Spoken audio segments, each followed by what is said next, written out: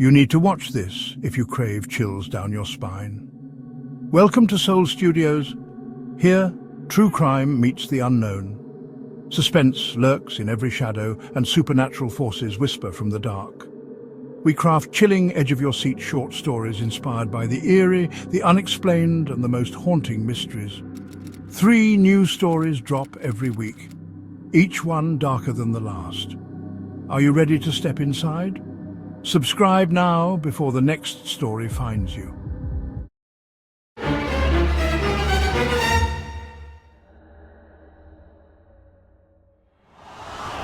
In the summer of 1981, a quiet family in rural Minnesota experienced a series of events so unsettling they seemed almost impossible to explain. What began with small disturbances quickly spiraled into one of the most chilling mysteries in American true crime history. This story, told like a true account, blends psychological horror with the unrelenting dread of a cold case that went unsolved for decades. If you think your home is safe, this story may change the way you look at every sound in the dark. Subscribe to Soul Studios for more haunting, true account-style horror stories that will keep you questioning what's real long after the screen goes dark. Because the next story might just be the one that follows you. In the summer of 1981, a quiet farmhouse became the scene of one of the most disturbing cold cases in Minnesota history. When police arrived, they found 2 members of the Harper family dead inside, and 1 child missing without a trace. The only clue was a chilling message smeared on the kitchen wall and whispers of an imaginary friend that might not have been imaginary at all. Decades later, investigators uncovered a shocking twist, one that recontextualized every strange detail leading up to that terrifying night.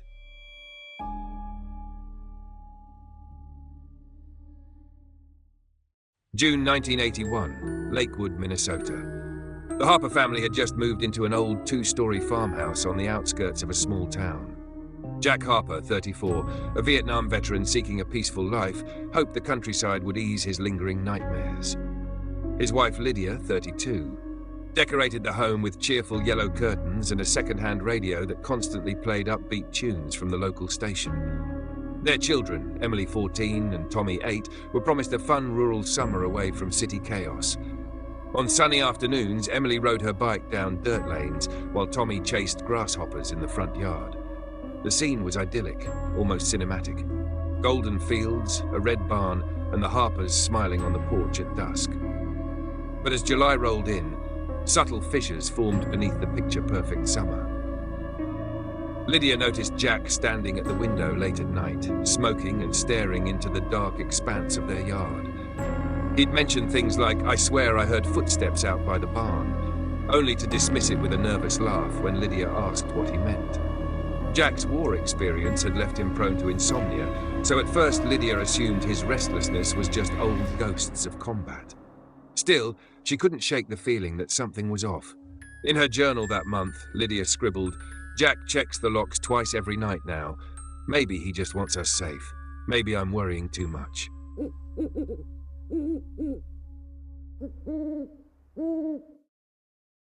Not long after, strange incidents began to disturb the Harpers' peaceful life. One warm evening, Emily and Tommy sat on the living room floor, playing a board game by the glow of a single lamp. Lydia hummed along to Kim Carney's Bette Davis Eyes crackling over the radio, trying to drown out a growing unease. Without warning, the lamp flickered. The room plunged into brief darkness. Jack went to check the fuses, but found nothing amiss. When the lights came back, Tommy looked up from the game and said in his small voice, "He's here." Jack froze. "Who's here, buddy?" he asked gently. Tommy's eyes drifted toward the ceiling. "My friend," he whispered. "He likes to play hide and seek." The parents exchanged uneasy glances. Tommy had been struggling to make friends in their new town and had invented an imaginary friend, or so they assumed. Lydia forced a smile and patted Tommy's head, but her heart drummed in her chest. That night, after tucking the kids into bed, Jack heard a soft thump above the ceiling. The attic, he realized. Probably just a raccoon, he told himself. Armed with a flashlight, Jack climbed the narrow attic ladder. Dust motes swirled in his light's beam as he swept it across old trunks and cobweb beams. Nothing. Yet as he turned to leave, he felt the distinct sensation of being watched from a dark corner. He held his breath, but no figure emerged. Only silence, and the faint smell of cigarette smoke that seemed to linger in the attic air, an odor Jack couldn't quite explain. He didn't smoke indoors, and Lydia hated cigarettes.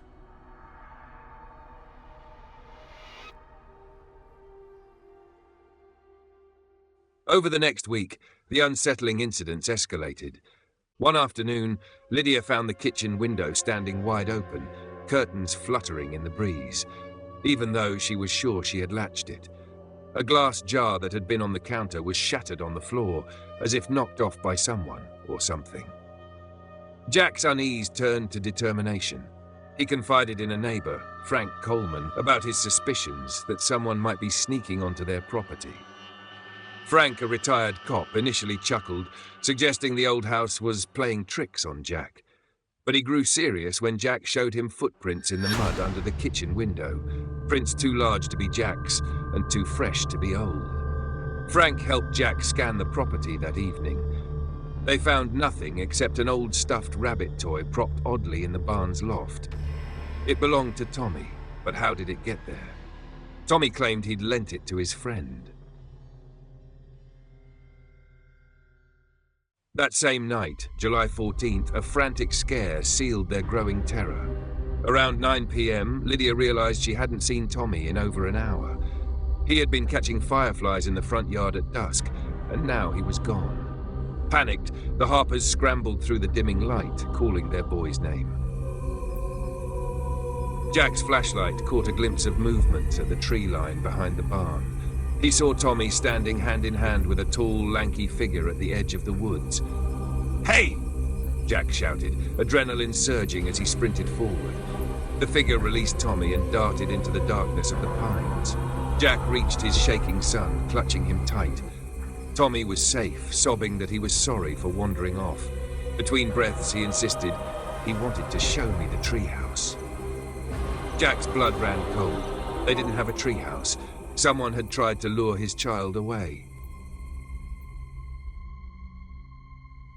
Jack carried Tommy back to the house, where Lydia smothered the boy in relieved kisses and tears.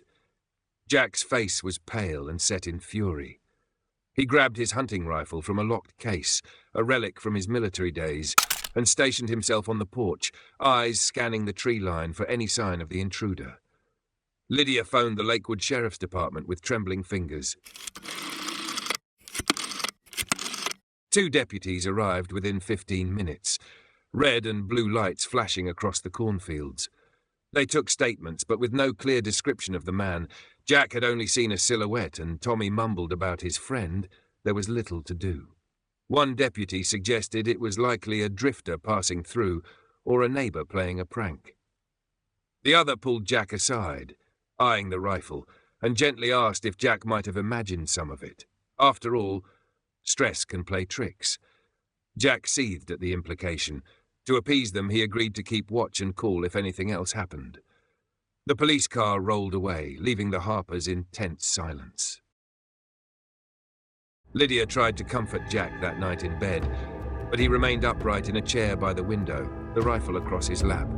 Sleep came fitfully to the Harper house, if at all. Emily was away at a friend's house for a scheduled summer sleepover that night, a stroke of luck that might have saved her life. In the darkness, Lydia listened to the house settling, every creak setting her on edge. At one point around 3 a.m., she could have sworn she heard a whisper through the vents, a voice not belonging to her husband or son. She held her breath, heart pounding. Minutes crawled by with no further sound, and eventually exhaustion overtook her. The following day, Jack was more determined than ever to protect his family. He reinforced the doors with extra locks and even nailed the first-floor windows shut. Frank Coleman, the neighbor, offered to lend his big dog Max for a few nights as an extra set of ears. By late afternoon, storm clouds gathered, casting the July day into premature twilight. Emily was still at her friend's, and with everything that had happened, Jack told her to stay one more night until things calmed down. Lydia, now fully convinced someone was stalking them, clutched little Tommy every chance she got. As dusk settled and rain lashed the farmhouse, the electricity began to flicker again. By 9:30 p.m, power was lost entirely, throwing the house into a maze of shadows. Jack lit 2 kerosene lamps and handed Lydia a flashlight. They kept Tommy close between them in the living room, the rifle propped by Jack's side. The only sounds were the drumming rain and distant thunder, until a sharp knock echoed from the back door. Jack motioned Lydia to take Tommy upstairs and hide. Trembling, she led him to the upstairs bathroom, the only room with a lock, and huddled in the tub with the boy, hand over his mouth to keep him silent. Meanwhile, Jack crept towards the back door. "Who's there?" He barked over the storm, receiving no answer. Lightning flashed, illuminating the kitchen for an instant, and in that instant, Jack saw a shape at the window. A gaunt face pressed against the glass with a wild grin. Jack's heart lurched. He raised the rifle. Another crack of thunder, and the face was gone. In its place, the back door burst open with a gust of wind and rain. The latch had been pried loose. Jack staggered back as the door slammed against the wall. What happened next could only be reconstructed later from the evidence, because no neighbors heard the full commotion over the storm. It's believed that Jack pursued the intruder into the night, or perhaps the intruder lured him out. Muddy boot prints found on the porch suggested a violent struggle just outside the door. A trail of blood droplets led from the porch toward the barn. At 10:45 p.m, amidst raging wind and rain, a single gunshot shattered the air.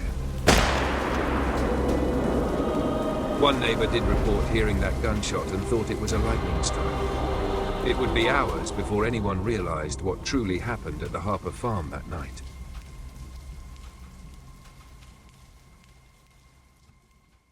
The next morning, July 16th, 1981, dawn broke grey and sullen over Lakewood. Emily Harper, unaware of the previous night's events, bicycled home early to check on her family. She'd tried calling, but the phone lines were dead. The storm had likely knocked them out. As she pedaled into the driveway, she immediately sensed something was wrong. The front door was ajar, hanging crookedly from a broken hinge. The air was heavy with silence. Emily dropped her bike and stepped inside, calling for her mom, dad, and little brother. What she found would haunt her forever. In the living room, furniture was overturned. A lamp lay shattered. The rug was soaked with rainwater blowing in from the open door, and smeared across the floorboards were dark stains that trailed toward the back of the house. Emily's voice caught in her throat.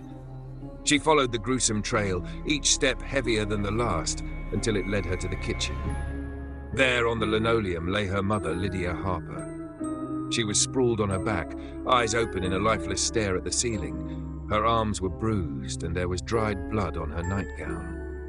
Emily choked back a scream as she realized her mother's throat had been cut.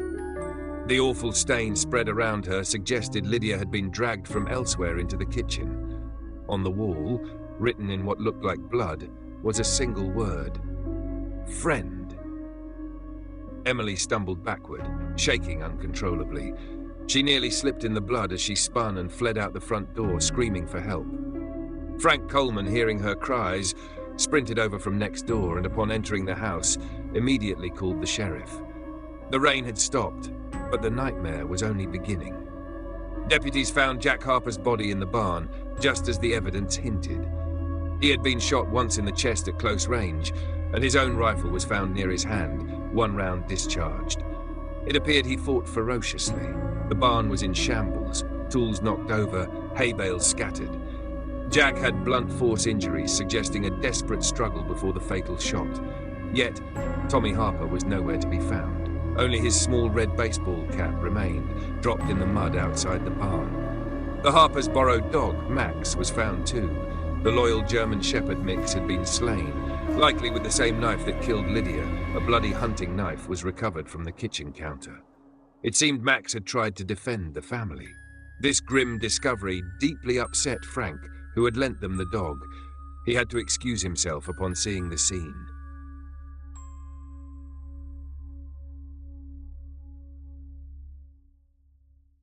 The Lakewood Sheriff's Department was baffled. What had started as a hopeful summer for the Harpers ended in unfathomable tragedy. In the days that followed, the small town plunged into panic and grief.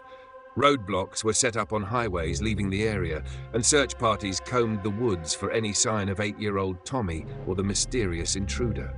Investigators processed the farmhouse for clues. They discovered that the phone line had been deliberately cut. The word "friend" on the wall was indeed written in Lydia's blood, a grotesque message that echoed Tommy's references to his imaginary friend.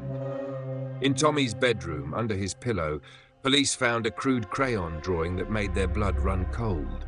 It showed a stick-figure family and a tall, shadowy figure standing among them.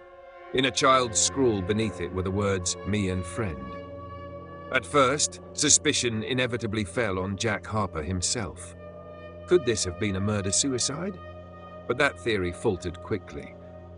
Jack's wounds and the chaotic evidence indicated a struggle with a third party. The trajectory of the gunshot that killed Jack suggested someone else pulled the trigger, and Jack had no reason to harm his loved ones. By all accounts, he doted on his family and had been genuinely terrified for them in the weeks prior. Lydia's journal entries, along with statements from neighbor Frank and the deputy's own observations, painted Jack as a man trying to save his family from an unseen threat, not the source of it. Other suspects were considered. Lydia's ex-boyfriend from high school, now a drifter, was briefly sought, but he had an alibi states away. A recently paroled burglar in the region was questioned, only to be cleared by lack of evidence. For a while, townsfolk even whispered about the supernatural. Some said the Harper house was cursed, recalling an old local legend about a previous owner in the 1940s who went mad there. But Sheriff Alan Price, a no-nonsense lawman, dismissed these tales. He was convinced a flesh-and-blood perpetrator was responsible. Indeed, bits of evidence supported the intruder theory all along.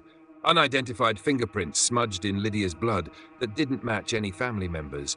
A boot print on the barn floor from a size 12 work boot. Jack wore size 10. And strangest of all, a makeshift bed in a hidden corner of the hayloft.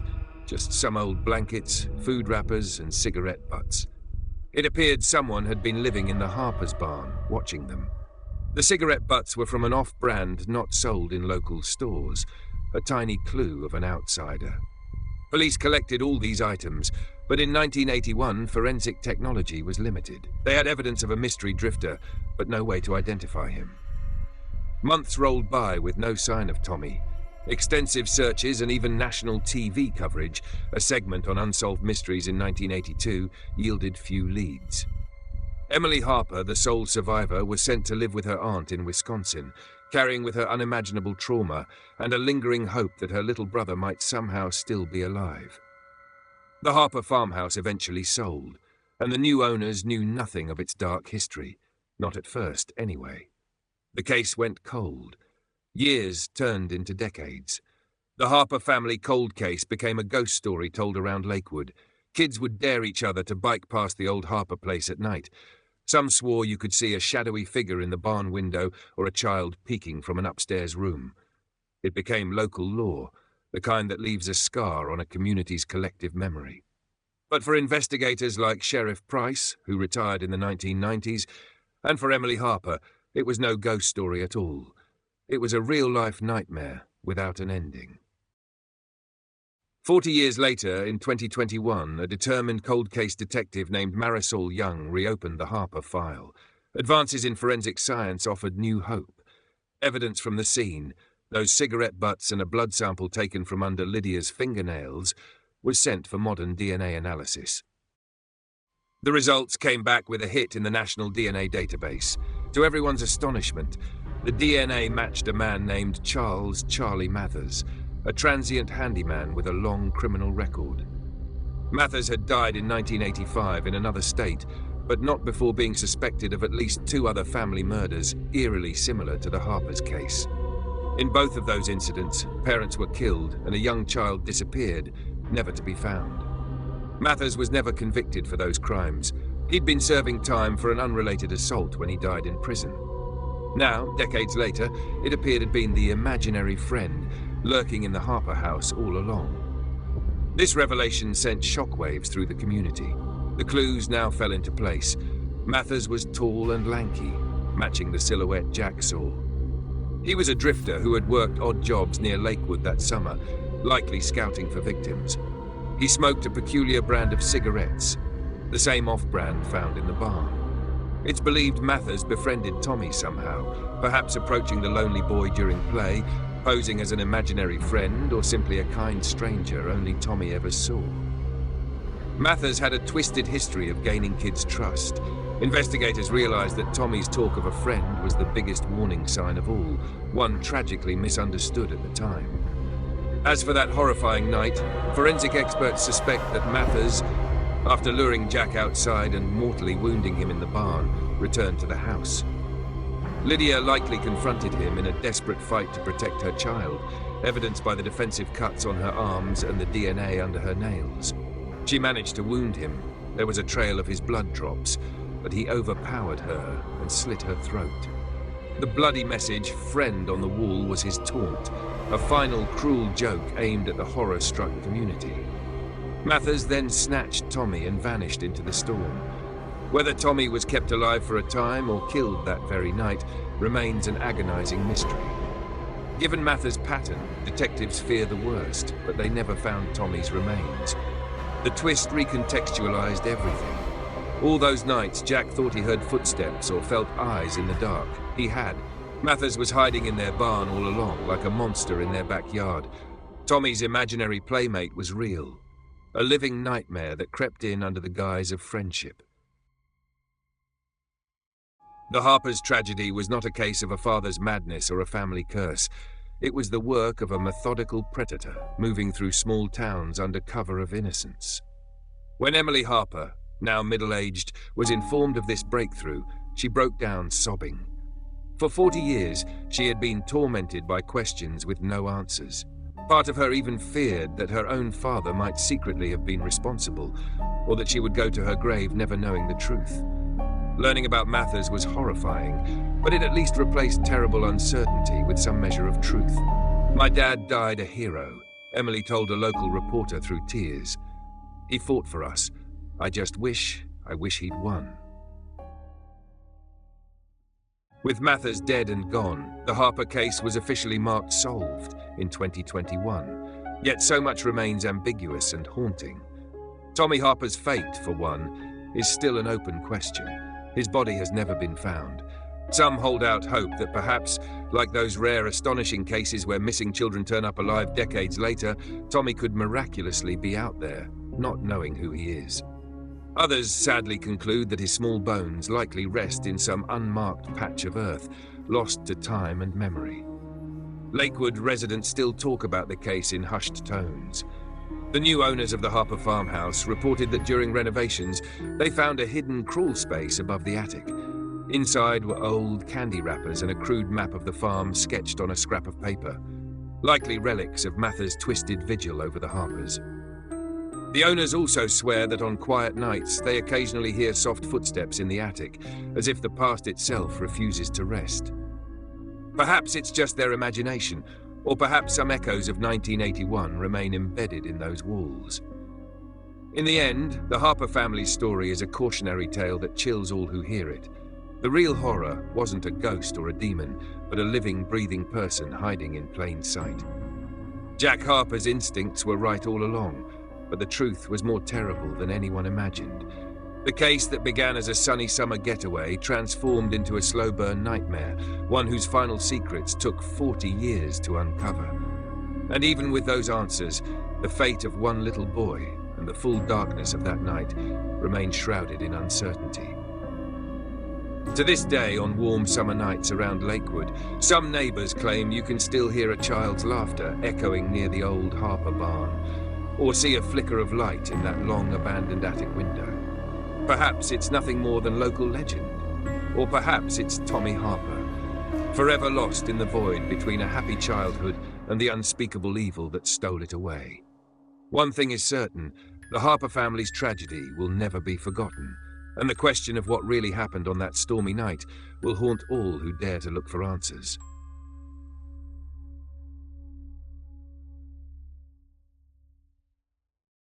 In the end, the Harper's nightmare wasn't a ghost story at all.